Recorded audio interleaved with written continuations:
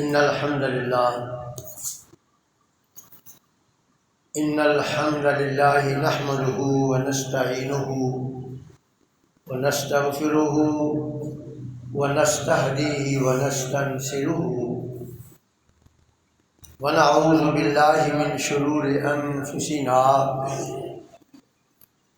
ومن سيئات أعمالنا من يهده الله فلا مضل له ومن يضلله فلا هادي له وأشهد أن لا إله إلا الله وحده لا شريك له وأشهد أن محمدا عبده ورسوله أما بعد فإن أحسن الحديث كتاب الله وخير الهدي هدي محمد وشر الأمور محدثاتها وكل محدثة بدعة وكل بدعة ضلالة وكل ضلالة في النار.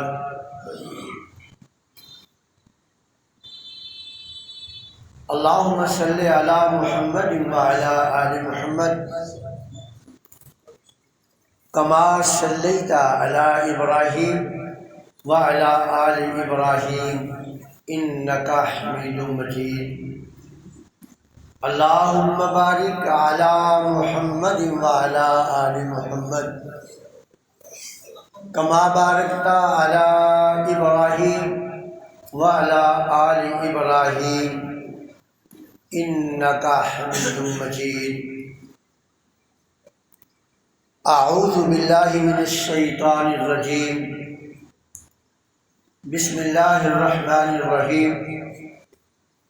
وإن طائفتان من المؤمنين اقتتلوا فأصلحوا بينهما فإن بغت إحداهما على الأخرى فقاتلوا التي تبغي حتى تفيء إلى أمر الله فإن فات فأصلحوا بينهما بالعدل وأقسطوا إن الله يحب المقسطين. إنما المؤمنون إخوة فأصلحوا بين أخويكم واتقوا الله لعلكم ترحمون. او كما قال رسول الله صلى الله عليه وسلم المسلم اخو المسلم لا يظلمه ولا يظلمه. رب ذوالجلال نے فرمایا وَإِن طَائِفَتَانِ مِنَ الْمُؤْمِنِينَ اقْتَتَلُوا، اگر ایمان والوں کے دو گروہ آپس میں لڑ پڑے فَأَصْلِحُوا بَيْنَهُمَا، پھر ان کے درمیان صلح کی کوشش کرو. فَإِن بَغَتْ إِحْدَاهُمَا عَلَى الْأُخْرَى، اگر دونوں میں سے کوئی ایک گروہ صلح کرنے کے لیے تیار نہیں ہوتا یا تیار ہوتا ہے تو ایسی شرائط لگاتا ہے جو عدل کے منافی ہے، تو پھر فَقَاتِلُوا الَّتِي تَبْغِي حَتَّى تَفِيءَ إِلَىٰ أَمْرِ اللَّهِ، پھر تم نے اس بغاوت کرنے والے، اس سرکشی کرنے والے گروہ کے خلاف طاقت کا استعمال کرنا ہے. حتیٰ تفیء الی امر اللہ، اور اگر طاقت کے استعمال کے وقت وہ صلح کرنے پر راضی ہو جائے تو پھر آپ نے لڑائی کو روک دینا ہے. فَإِنْ فَاتَ فَأَصْلِحُوا بَيْنَهُمَا بِالْعَدْلِ، پھر آپ نے ان کے درمیان عدل سے فیصلہ کرنا ہے، وَأَقْسِطُوا، اور انصاف سے فیصلہ کرنا ہے۔ ان اللہ یحب المقسطین، بلا شبہ اللہ جو ہے انصاف کرنے والے کو پسند فرماتا ہے۔ انما المؤمنون اخوہ، یہ بات جان رکھو کہ ایمان والے جو ہے نا وہ آپس میں بھائی ہیں۔ فَأَصْلِحُوا بَيْنَ أَخَوَيْكُمْ، اپنے بھائیوں کے درمیان صلح کی کوشش رکھو۔ وَاتَّقُوا اللَّهَ، اللہ سے ڈرتے رہنا ہے۔ لَعَلَّكُمْ تُرْحَمُونَ، تاکہ تم پہ رحم کیا جا سکے۔ سابقہ آیت کے اندر یہ بتایا گیا تھا کہ آپ لوگوں نے افواہوں پہ کام نہیں دھرنا۔ اگر کوئی آپ کے پاس اچنبے کی اور انوکھی بات آئے تو آپ نے جوش میں نہیں آنا، ہوش میں رہ کر اس کی تحقیق کر لینی ہے، کیونکہ جو افواہیں پھیلانے والے فسادی ہیں ان کی یہ کوشش ہوتی ہے کہ اسلامی معاشرے کو، اسلامی ریاست کو آگ اور خون کے کھیل میں دھکیل دیں، ان کی یہ کوشش ہوتی ہے، اور آپ نے ان کی اس کوشش کو ناکام بنانا ہے۔ یہ سابقہ آیت کا لب لباب تھا جو آپ کے سامنے دو متواتر خطبوں میں بڑی تفصیل سے بیان کر دیا گیا۔ اب یہ آیت سابقہ آیت کے ساتھ ہی مربوط ہے، بڑا گہرا تعلق رکھتی ہے۔ اس میں یہ بتایا گیا ہے کہ بسا اوقات ایسا ہوتا ہے کہ فسادی جو ہے وہ بڑی گہری سازش کر دیتے ہیں، اور صلح کنندگان جو ہیں یا ریاست کے افراد یا معاشرہ بسیار کوشش کے باوجود بھی، خبروں کی تحقیق کرنے کے باوجود بھی کسی نہ کسی طرح غلطی میں مبتلا ہو کر آپس میں لڑ بیٹھتا ہے۔ اب کیا ہونا چاہیے؟ تو اب اس میں فرمایا کہ وَإِن طَائِفَتَانِ مِنَ الْمُؤْمِنِينَ اقْتَتَلُوا، اگر مومنوں کے دو گروہ آپس میں لڑ پڑیں، فَأَصْلِحُوا، پھر آپ نے ان کے درمیان صلح کروانی ہے۔ اب پہلی بات تو یہ بتائی کہ اسلامی معاشرے کا یا مسلمانوں کا یا ایک گھر کے دو بھائیوں کا یا ایک محلے کے اندر دو گھروں کا، دو خاندانوں کا، دو اسلامی ریاستوں کا اگر آپس میں جھگڑا ہو جائے اور بات جو ہے قتل و غارت گری تک پہنچ جائے تو پھر بھی یہ بات یاد رکھیں وہ دونوں جماعتیں ایمان سے خارج نہیں ہوں گی۔ یہ بات بڑی گہرائی والی ہے، یعنی اگر کوئی لڑ پڑتے ہیں آپس میں، اب ظاہر ہے کہ لڑائی میں کسی ایک کی جو زیادتی ضرور ہوتی ہے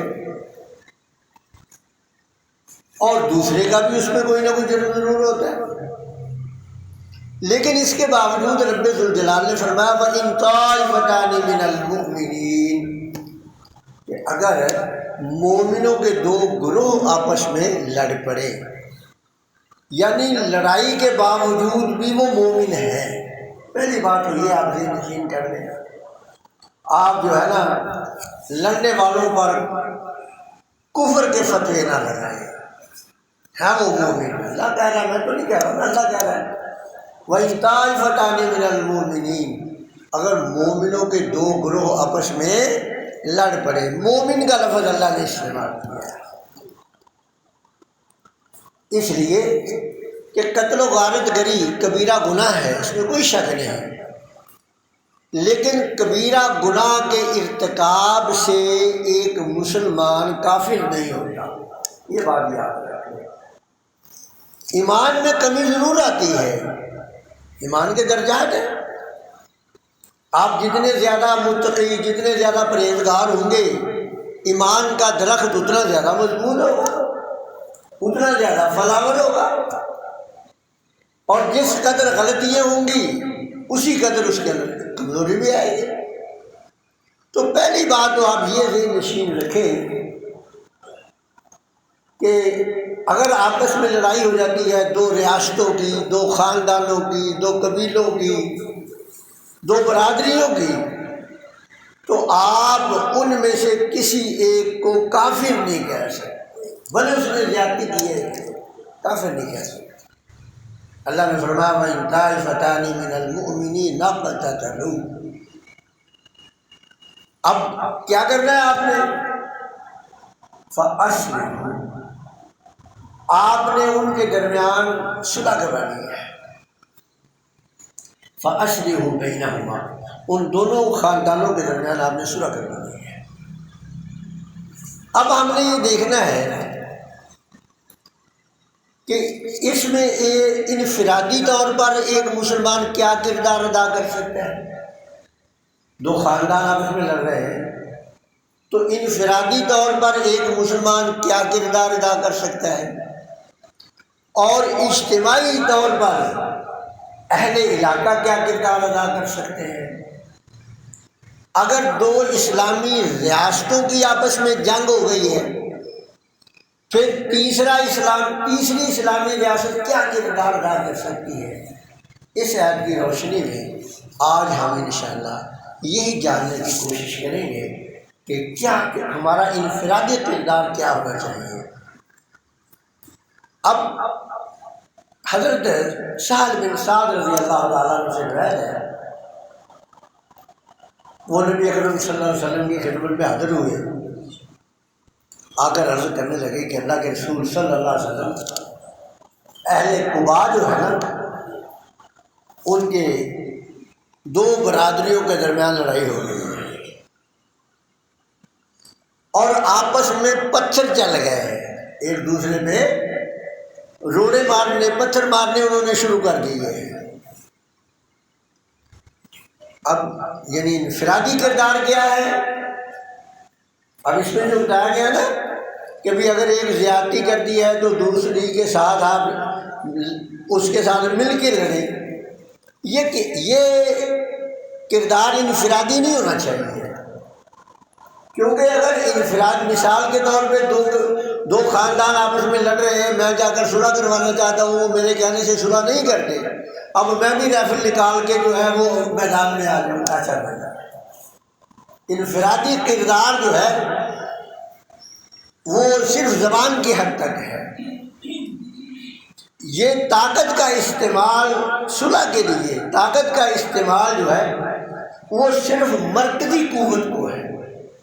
یعنی جس قوت کو یہ یقین ہے کہ ہم طاقت کا استعمال کر کے اس فتنے کو ختم کر دیں گے، اسے طاقت کا استعمال کرنا چاہیے۔ اب دیکھیں یہ آیت سے حضرت سہل بن سعد رضی اللہ عنہ آگاہ تھے،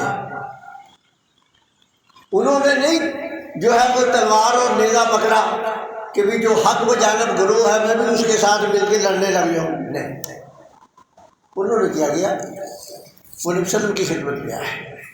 اس لیے کہ اس وقت مرکزیت جو تھی وہ رسول اللہ صلی اللہ علیہ وسلم کے پاس تھی۔ آپ صلی اللہ علیہ وسلم کی خدمت میں حاضر ہوئے اور آپ صلی اللہ علیہ وسلم صحابہ کو ساتھ لے کر وہاں گئے اور ان کے درمیان صلح کروائی۔ تو اس سے یہ پتہ چلا کہ انفرادی کردار جو ہے، یعنی 2-4 آدمی، 10-20 آدمی، یہ انفرادی کردار ہے، اب ان کا معاملہ جو ہے وہ صرف سلو کی حد تک ہے،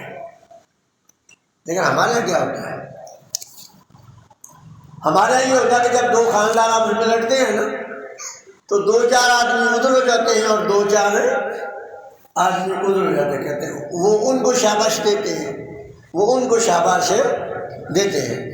اور وہ اپنی طرف سے سمجھتے ہیں کہ ہم جو ہے نا دین کی خدمت کر رہے ہیں، چونکہ یہ ظالم ہے، یہ وہ گروہ باغی ہے اور یہ مظلوم ہے، لہذا ہم جو ہے مظلوم کا ساتھ دے رہے ہیں۔ میرے بھائی، رب ذوالجلال نے اصلاح کا کہا ہے، قتل و غارت کرنے کا حکم نہیں ہے۔ اس لیے تو قرآن مجید کی آگے والی آیت یہ کہہ رہی ہے نا فَإِنْ فَاءَتْ فَأَصْلِحُوا بَيْنَهُمَا، یعنی اصل مقصود قتل و غارت گری کرنا نہیں ہے، طاقت کا استعمال بھی اس لیے نہیں ہے کہ آپ جو ہے مخالف پارٹی کو مار دیں۔ اصل بات جو ہے وہ طاقت کا استعمال کا اصل مقصد یہ ہے کہ ان کو دبا کر سلو کے لیے مجبور کرنا ہے۔ تو انفرادی کوشش یہ ہو کہ ان کے درمیان جو ہے وہ صلح کروانے کی کوشش کی جائے۔ اب اگر وہ اس طرح بھی باز نہیں آتے تو پھر بہتر یہ ہے، اگر مرکزیت نہیں ہے تو پھر بہتر یہ ہے کہ اسے کنارہ کشی اختیار کر لی جائے۔ آپ اس لڑائی کا حصہ نہ بنے، سلو کی کوشش کریں، اگر نہیں سلو مانتے اور آپ کے پاس مرکزیت نہیں ہے تو آپ الگ ہو جائیں، اور اگر آپ کے پاس قوت ہے تو پھر آپ ان کے خلاف قانونی چارہ جو بھی کر سکتے ہیں، جو بھی آپ کے پاس ہے۔ یعنی اصل مقصد جو ہے سلو ہے، لڑائی کی آگ کو بھڑکاوا دینا مقصود نہیں، اصل مقصود جو ہے وہ سلح ہے۔ اسی طرح اب ایک حدیث میں آپ کو واقعہ اور سنانے لگا ہوں، آپ اس سے اندازہ لگائیں کہ اسلام میں سلو کی کتنی اہمیت ہے۔ نبی اکرم صلی اللہ علیہ وسلم کو پتہ چلا کہ حضرت سعد بن عبادہ رضی اللہ تعالیٰ عنہ بیمار ہیں، ان کا تعلق تھا بنو خزرج قبیلے سے۔ تو آپ صلی اللہ علیہ وسلم صحابہ کو ساتھ لے کر حضرت سعد بن عبادہ رضی اللہ عنہ کی تیمارداری کرنے کے لیے گئے۔ تو وہاں بعض صحابہ نے نبی اکرم صلی اللہ علیہ وسلم کو یہ مشورہ دیا کہ وہ جو عبداللہ بن ابی بن سلول جو ہے نا، یہ بھی اتفاق سے، یہ بھی بنو خزرج سے ہی تعلق رکھتا ہے، تو حضرت سعد بن عبادہ رضی اللہ عنہ کے محلے کا ہی رہنے والا تھا۔ تو نبی اکرم صلی اللہ علیہ وسلم کو بعد کسی صحابی نے کہا اللہ کے رسول صلی اللہ علیہ وسلم آئے تو ہیں، تو عبداللہ بن ابی بن سلول سے بھی بات کر لیں، اس سے بھی مل لیتے، کیونکہ اس کی سازشیں اہم تھی۔ اب اس سے اگر دیکھا جائے گا بغور، یہ جو قرآن مجید کی آیت ہے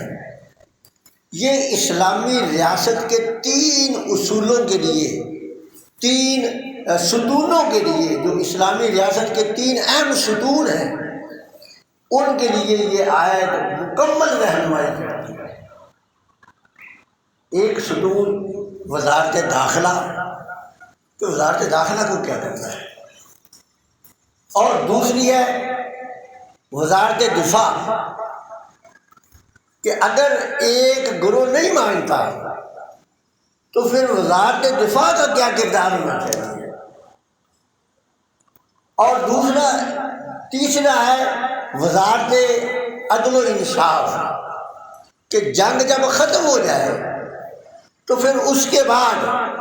عدلیہ کا کیا کردار ہونا چاہیے۔ یہ تینوں کردار جو ہیں اس آیت کے اندر رب ذوالجلال نے مختصر الفاظ میں بیان کیے ہیں۔ اب آپ یہ دیکھیں کہ وزارت داخلہ کا کیا کردار ہونا چاہیے۔ وزارت داخلہ کا یہ کردار ہونا چاہیے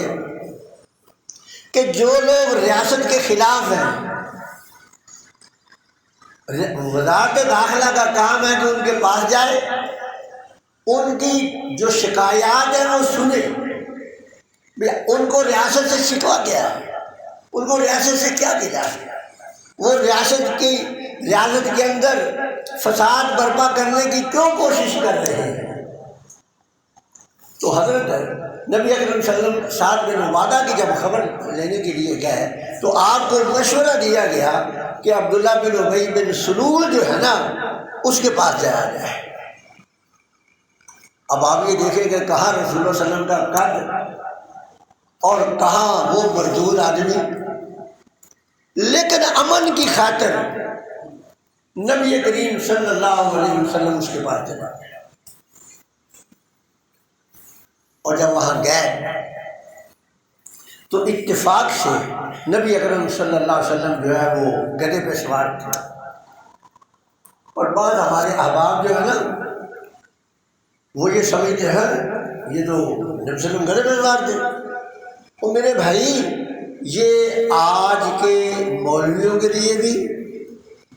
اور آج کے مولویوں کے لیے میں خاص کر کہوں گا، کیونکہ حکمران جو ہے وہ تو جو ہیں سو ہے، لیکن جو اہل علم ہے ان سے میری استدعا ہے، میں اس میں شامل ہوں کہ دیکھیے اگر نبی اکرم صلی اللہ علیہ وسلم چاہتے تو کسی بھی صحابی کو حکم کرتے تو ایک بہترین گھوڑا بھی آ سکتا تھا۔ کیا خیال ہے؟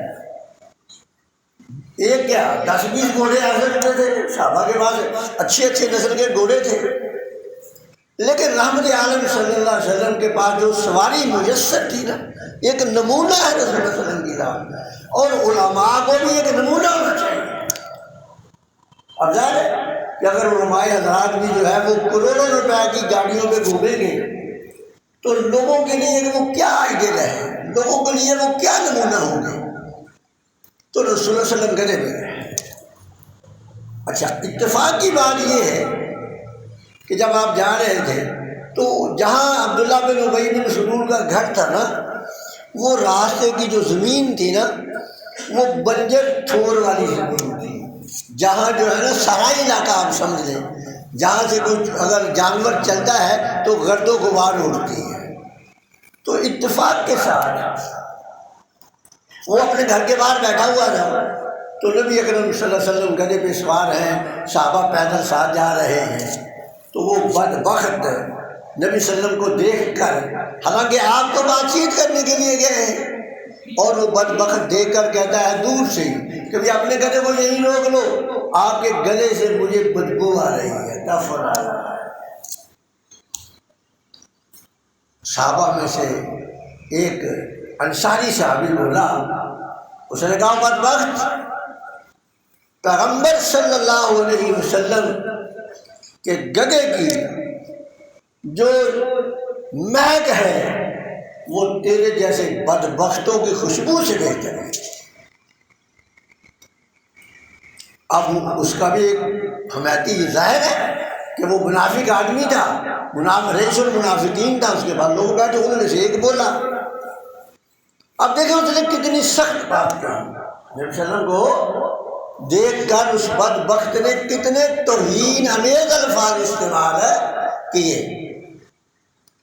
آپ صلی اللہ علیہ وسلم نے نہیں حکم دیا کہ اس بدبخت کا سر قلم کر دو، یعنی وزارت داخلہ کی یہ ذمہ داری ہے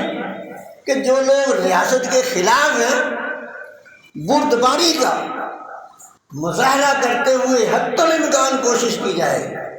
کہ یہ اسلامی ریاست کے اندر جو کشت و خون ہے نا یہ کسی نہ کسی طرح رک جائے، نہ بہے۔ اب اس کے الفاظ اتنے سخت ہیں، مگر آپ صلی اللہ علیہ وسلم نے صحابہ کو وہاں تکرار ہوئی، لیکن آپ صلی اللہ علیہ وسلم نے جلدی سے صحابہ کو نصیحت شروع کی اور فرمایا کہ لڑائی کو بند کر دیے گئے، فوراً لڑائی بند کر دی۔ تو اس سے پتہ چلا کہ وزارت داخلہ جو ہے اس کا یہ اہم کام ہے کہ اگر اسلامی ریاست کے اندر کچھ گروہ ایسے پیدا ہو گئے ہیں جو ریاست کے خلاف سرگرمیوں میں ملوث ہیں، بجائے اس کے کہ وہ وزارت دفاع کو طلب کر کے ان کے خلاف طاقت کا استعمال کریں، اس سے بہتر ہے کہ پہلے ان کے ساتھ ہر ممکن طور پر بات کی جائے تاکہ کسی نہ کسی طرح اسلامی ریاست کے اندر جو ہے وہ کشت و خون نہ کھیلا جائے۔ تو بقیہ انشاءاللہ اگلے جمعے اللہ تعالیٰ سے دعا ہے کہ اللہ تعالیٰ ہمیں قرآنی ہدایات کے مطابق عمل کرنے کی توفیق عطا فرمائے۔ وآخر دعوانا الحمدللہ رب العالمین۔